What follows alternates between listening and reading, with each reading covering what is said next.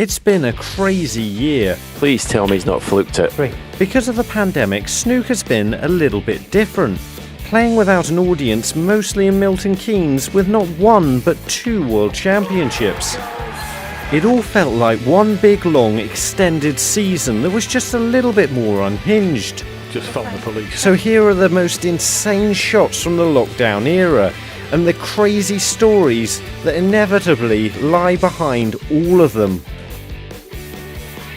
Our first shot comes from the postponed 2020 World Championships, from one of the craziest days the Crucible has ever seen.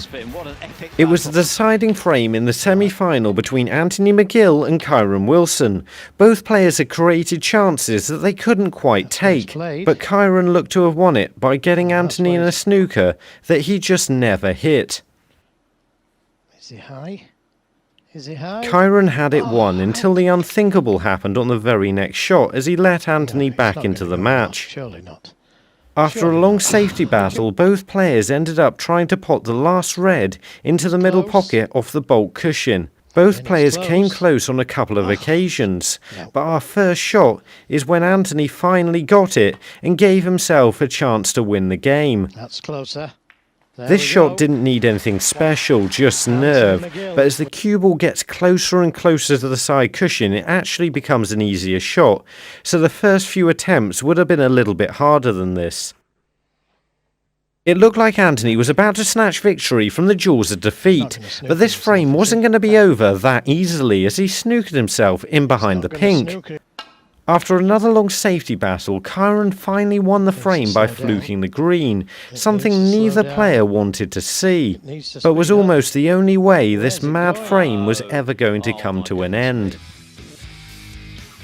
There was a couple bonking above me at about 11:45.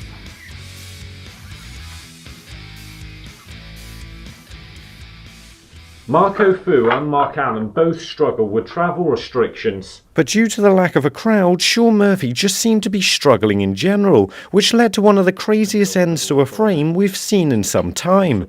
He was trying to play safe on this pink, but ended up potting it accidentally, which left him a really tough black in the Masters against Mark Williams. So he went for it and got it. It's probably the most insane pot we've seen all season. Normally a professional snooker player wouldn't even consider a shot from this distance that's so close to the cushion, mostly because you're likely to leave it on if you miss. I was happy to get it in just 4 attempts, but this actually begins the story of our next shot. Well, just phone the police. That is one of the best pots I've ever seen in my life. Because Mark Williams had a problem that meant even when he was completely outplaying his opponents in all other areas, he was still losing matches.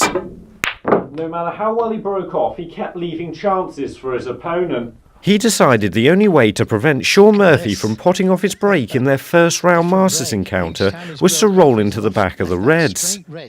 This got a lot of criticism from some players, but others just copied him. Mark was annoyed by the criticism as he didn't see why he wasn't allowed to play a perfectly legal shot. Criticism which he responded to by smashing the balls open in some matches that didn't really matter that much.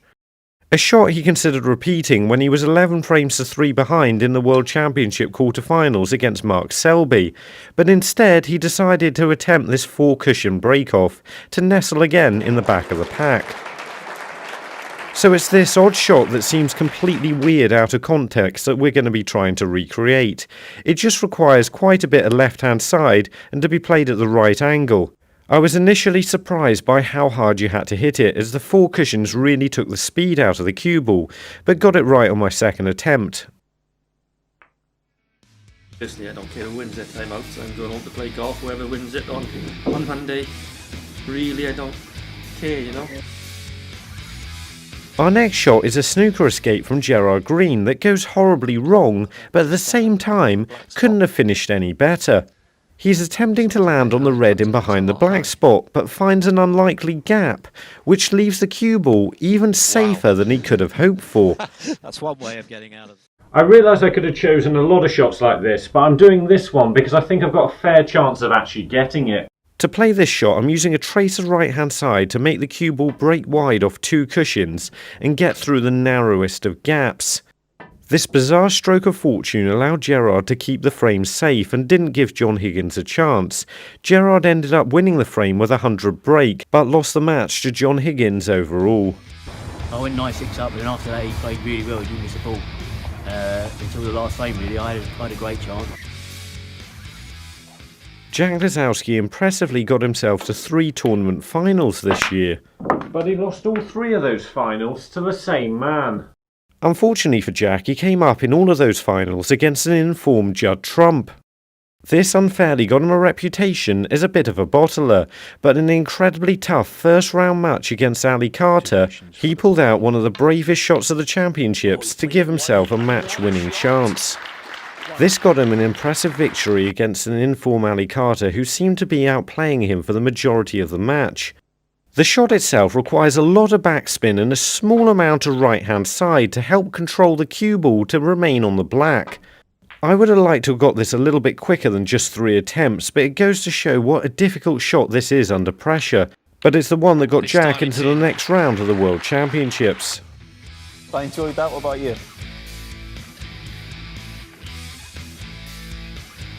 We've got a Ronnie O'Sullivan shot coming up next, but first we're going to find Taylor from Lanson in Tasmania. There.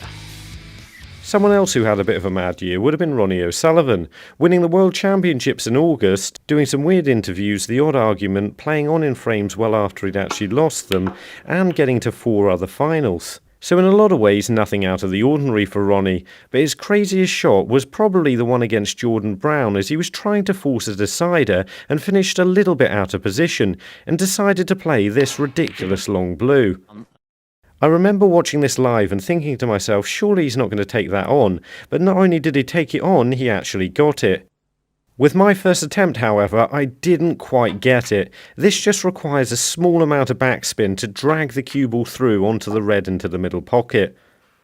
But unfortunately, this wasn't quite enough.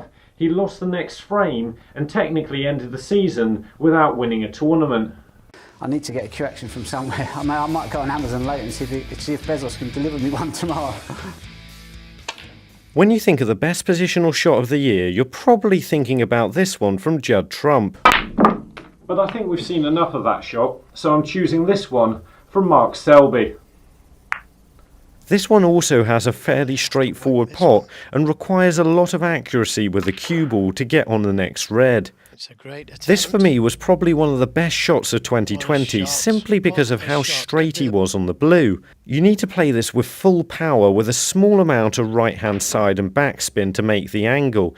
You need to judge everything to perfection if you want to have any chance of landing in between these 2 reds. I was playing this a little bit better than normal because the last few times I tried it I'd had a few shots where I hadn't got anywhere near. But my 3rd attempt I finally got in between the gap, which I was pretty impressed with. Unfortunately I put the reds a little bit too far apart. I just felt it was a little disrespectful to me at the table.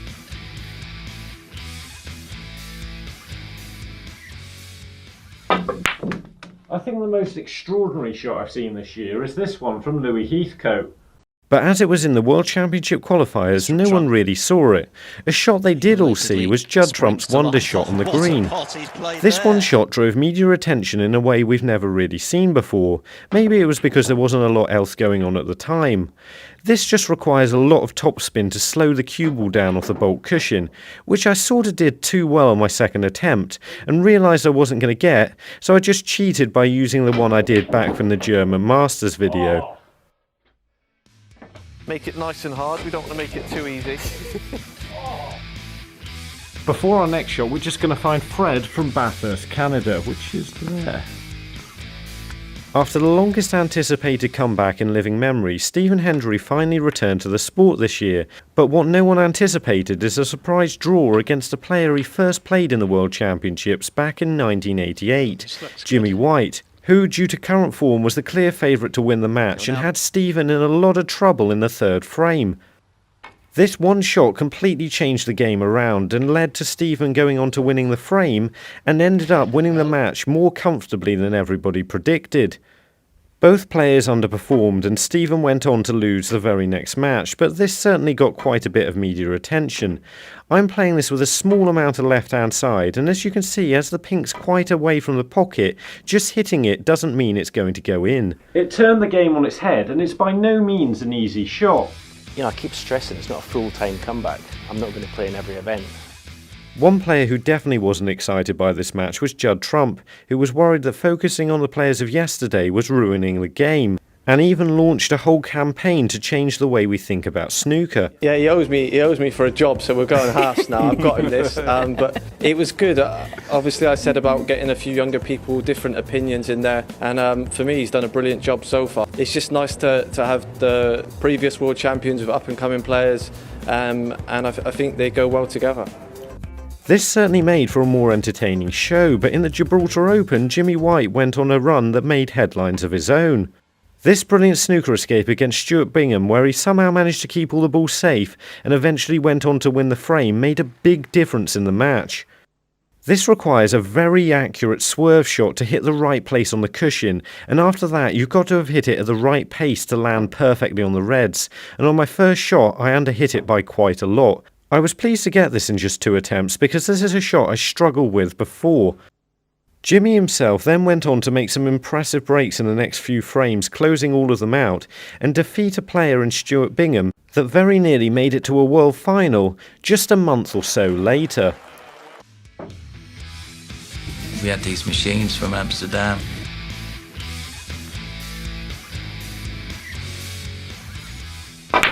Now the chances are I've probably missed something, or more likely quite a lot, so please let me know in the comments.